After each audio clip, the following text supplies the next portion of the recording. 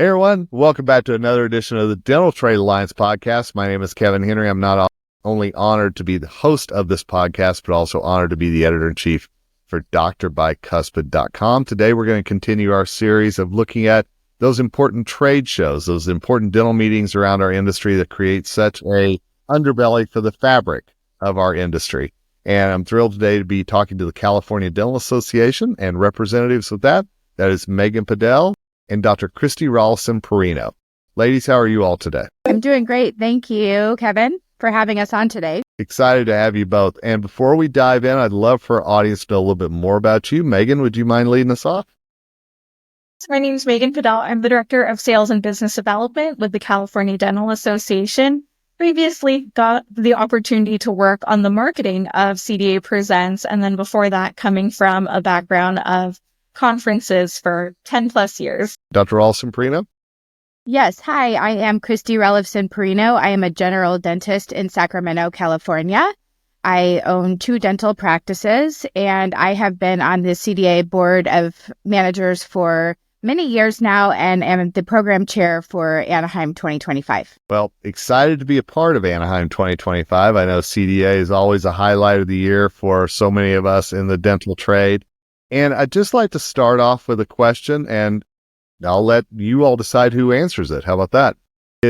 Let's talk about Anaheim and how it has really become the center for CDA and CDA Presents. We know that for many years it was split between Northern and Southern California. So talk to me about how that has been, making it one meeting and really having Anaheim be the focus. What has gone into that, and what has been the response from California dentists and dental team members? Absolutely. I mean, we know that CDA Presents is all about the art and science of dentistry. And for 2025, we're excited to make that the focal point and bring in more forward-focused scientific partners and new topics that we haven't been able to do before. And when it comes to focusing on Anaheim, I think that's really the opportunity there to maximize the show, to bring all of our dentists from across the state there. And of course, with moving to one show, that also has given us the opportunity to expand our offerings in smaller ways across the state. So yes, we're maximizing Anaheim. We're actually adding in a mini event called the Dental Team Summit in Anaheim as well. And then on top of that, kind of going down to one show has given us the opportunity to do hands-on workshops across the state, smaller networking events across the state. And again, we're still doing more events in Northern California as well. But when we think about our convention, that truly is Anaheim. And I think making it that beating heart of CDA is really important to us. And I'd also like to add that I think we needed to listen to not only our exhibitors, but also our members. And let's face it, things have changed after COVID, and people's visions of how they're doing things are different now. And so we had to also stay current and stay flexible and make changes to adapt to the changing times and the future of not only just events and meetings, but of CDA as well as of the dental environment. Dr. Rollofson, while I've got you on the hot seat, I'll ask you about this year's meeting. Obviously, you have put in a lot of work to make it come to life. What are some things that you're most excited about for Anaheim 2025? So we're super excited about a couple of things. One, just like I mentioned, we've spent a lot of time looking into the attendee and the exhibitor and what we need moving forward. And so we've made some changes to keep the continuing education program fresh for 2025. And we've tried to craft up some new ways to further engagement, both from the attendees to the families to the exhibitors alike. So a couple of things that we've done is really change the way programming is looking and trying to give the attendee more time. What we've found from our research is that the attendees want more time both on the exhibit floor with their colleagues, more time for collaboration and innovation moving forward. And so we've tried to, and maybe like less time in a dark lecture room. So trying to find that time for them so it doesn't seem so chaotic to fit it all in. I think life is more important now post-COVID, and the younger generation really respects that. So we've worked at making blocks of time that they can spend doing those things. The other thing we have noticed is that the attendees want more things that they can take home on Monday to their dental teams. So things like the Dental Team Summit that brings their teams together has really helped. Also, we're working on new partnerships with exhibitors and finding new ways to collaborate. So whereas CDA has always had the corporate forums where exhibitors could come together and do a lecture for us, but that felt more salesy. And so we're working on new partnerships where exhibitors and attendees can come together. And I'm really excited to share that we are doing a collaboration partnership with BioClear that was voiced from our members that they wanted more things like this. So David Clark is bringing some of his techniques to our program. And I'm really excited to have these new opportunities and new ideas and new ways of looking at things moving forward. We're also excited I'm a second generation dentist. So my dad's an orthodontist. And so we have a new program that highlights family lines in dentistry. So dentistry throughout the generations. And we have 3 father-son duos. Shame on the father-daughters. They didn't show up for me, but we have the Bedrosians, the Suzukis, and the Goodacres doing a collaborative project where they are lecturing individually, but they're also lecturing with their family member and doing a workshop collaboratively and going through the challenges of who's in charge and going through, how to work that out. And I think that'll be really exciting to bring to the program as there's lots of family lines in dentistry. Those are some of my exciting highlights for this year, and I think it's going to be a great program. Those are good highlights. I can't wait to hear Kevin Suzuki dish all things. That's going to be very interesting for sure. Right. So. Megan, I've got to ask you on the CDA side of things. You said that you've been actively involved with CDA Presents in the past. How is the balance between exhibitor needs versus attendee needs, and how does CDA really work toward finding that happy medium? Yeah, I mean, it's something that we've struggled with in the past when it comes to something like a live stream, right? Where we know that our attendees want this, but exhibitors want people on the floor.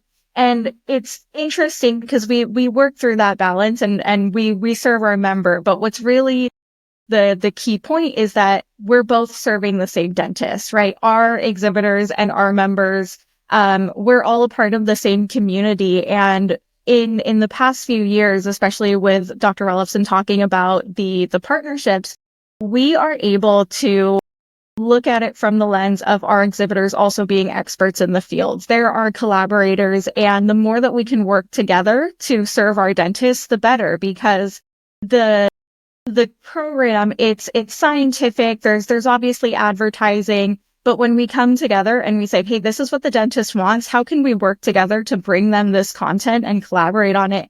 That's where I think the overlap is really coming. And when it comes to the CDA Presents, we're obviously still trying to find a lot of ways to push people down to the floor. We know our show is a buying show. We know it's where dentists go to stock up on their supplies, touch and feel the different products. And so everything that we can do to bring people out of those classrooms and onto the exhibit floor to experience that is really important. So we're continuing to host educational build outs on the floor. Our spots, which our members and our sponsors both love. We're expanding that education on the floor with an associate forum, which is a very specific place that early career dentists and students can go to learn about what they need and the skills that they need to kickstart their career in the first 0 to 5 outside of schooling. And then we've added some new spaces for community wellness and innovation so that, again, we're driving members down to the floor and connecting them with our exhibitors, because when we think about CDA Presents, one of the main benefits of a membership is that CDA Presents is free and the CE is low to no cost. And we're one of the only shows to be doing that. And a lot of the reason that we're able to do that is because of our exhibitors. And we're trying to show our members that that's the value that they're bringing, that this free show is because of them.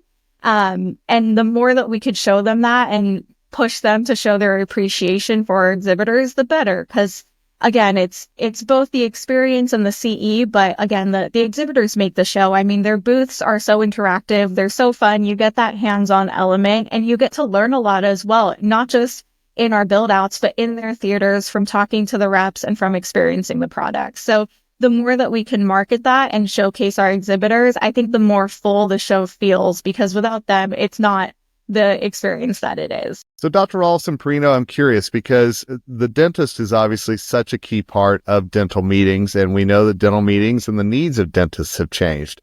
What have you heard from your colleagues about this, and how did that influence how you put together this year's show? So I think that we've really heard that they want more time with touch and feel, and they want more time with their colleagues and not necessarily all a full meeting. Flexibility and wellness is really important now. So we have really tried to find balance and tried to find an opportunity to slow down the pace a little bit, maybe make it a little less chaotic, give them more opportunity for collaboration with their team, and give them more opportunity to see products. As a little girl that grew up on the exhibit floor, I looked forward to CDA Presents when I was like 9 years old. And really, it was always why we wanted to go to a meeting. And I think especially for the teams, the exhibit floor gives them an opportunity to see and touch and feel things that they aren't necessarily using in their practice, but it gives them an opportunity to bring things home and bring things back to make their practices better every day. And I think that's really important as we move into this next segment of meeting planning. And Megan, one more question for you, if you don't mind. We know that Anaheim, Disneyland, there's so many fun things to do around there. How does CDA help balance all the fun that is around with making sure that there's enough to keep the attendees driven to go to that exhibit hall or to go to those classes as well? I mean, so we talked about some of the events that we have on the floor, a lot of the build-outs that we have on the floor. Obviously, you're mentioning Disney as well, but there's so much more to Anaheim. And so we recognize that this is a place that people can also go for vacations, right? Go have your vacation before the show or after the show. The timing is perfect for that. The weather in May is obviously beautiful, but we're actually putting more effort into cultivating the community that surrounds CDA Presents as well. We recognize that we are not the only people in California driving the dental community. And the more that we can bring them into our show to host events at CDA Presents, the better and more robust it's going to be. So this year in 2025, you'll see us co-locating and highlighting more events from partners, exhibitors, local dental societies. And really, that's all meant to keep you there at the convention center because your friends are here, your family's here, and there's really no reason to leave while the show's going on. I mean, there's too much happening, right? Though to the point where we actually have to build in some of that time for you to go to those things. But we're really looking at that pricing model. So it's attractive for non-members to come. Maybe it's attractive for people out of state to come as well. But we want it to be that destination show. And again, there's so much to keep you at the education, whether it's the dental team summit, the workshops, the actual lectures, and there's so much to keep you on the floor. I mean, this year you'll see there's more pop-ups than ever before. There's going to be new topics on the floor that we haven't had before. And when it comes to some of those events that surround CDA Presents, I think you'll start to see more and more as those announcements roll out in the next few months, because we're really excited about it. And again, I just think that it's cultivating the community in a new way with an effort that we haven't always given it before. So it's going to be a really, really specific marketing campaign that we're putting out around that. And I think everyone will be pleased to see some of the partnerships that are showing up. Nice. Well, Can I add that I just think it's exciting that as the show rolls out, it's really neat to see, and I've been to lots of different shows around the country, but when exhibitors bring a new product to CDA and we get to see it first, us Californians love to be the first ones to do things, whether that's good or bad sometimes, but it's really exciting when we get to see new products launched and be the first ones to be part of those partnerships. And really drive the attendance to the exhibit floor to see those things. And so I, as a dentist, have always looked forward to that, and really being able to be in touch with those exhibitors. Well, we know there's a lot of excitement around CDA Presents, especially the build up to it and when it actually happens in May. So Megan, would you mind giving us some links or some ways that we can learn more about CDA Presents and the whole dental industry can prep for what's to come in Anaheim? Please join us in Anaheim this May. You can go to cda.org/ANA to find out all the details, to learn how to exhibit, to learn how to attend. But yes, join us May 15th through 17th in Anaheim for CDA Presents. Megan Piedal, Dr. Christy Rollofson Perino, appreciate your time so much. Thank you for letting us behind the curtain a little bit about what's to come in Anaheim. Thank you so much for having us on today. This was fun. Yeah, thank you for having us, and thank you for the DTA for always including CDA in both their meetings and in this podcast. Absolutely. Happy to do it. Dental Trade Alliance values dental meetings and the relationships that they have. So we're really glad that CDA is part of that fabric of our dental industry. And thanks to all of you for listening to this episode of the Dental Trade Alliance podcast. We love highlighting what's to come in the dental industry and how dental shows are changing to meet the needs of today's customers. Till next time, it's Kevin Henry, host of the DTA podcast and editor-in-chief for drbicuspid.com, signing off and wishing you nothing but success ahead.